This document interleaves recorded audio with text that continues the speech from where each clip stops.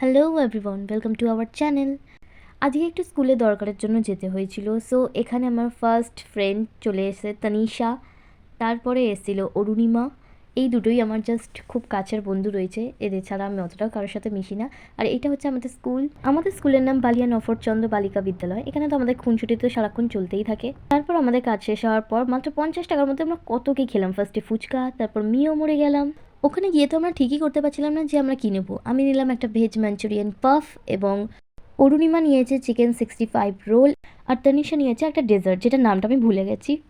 So সবকটা রিভিউই কিন্তু আমাকে দিতে বলেছিল ওরা দুজনেই। তো ফার্স্টে আমার ভেজ মাঞ্চুরিয়ান পাফটা খেলাম, ঠিকঠাকই ছিল।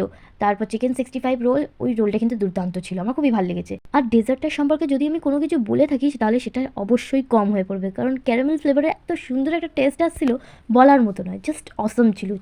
তারপর 10 টাকা করে আমরা একটা পকোড়া নিয়ে নিই তিনজনে। তো পকোড়ার টেস্টটা সত্যি কথা বলতে গেলে আমার একটুও ভালো লাগেনি, তা দিয়ে ঘরে বানালে মনে হয় বেশি ভালো হয়। তারপর সবাই মিলে ট্রাই করে নিলাম আইসক্রিম, যেটা এখন হালকা গরমের মধ্যে ভালোই লাগে, হালকা গরম শীতের মধ্যে। সো আমি নিলাম ম্যাঙ্গো ডুয়েট, আর ওরা দুজন নিয়েছিল চকোবার। সো তারপর আমরা নিজেদের খাওয়া দাওয়া শেষ করে চললাম বাড়ির দিকে। আমরা তিনজনে তিন দিকে চলে গেলাম। সো আজকের জন্য এতটাই, টাটা। সবাই লাইক, সাবস্ক্রাইব এবং কমেন্ট করো কিন্তু।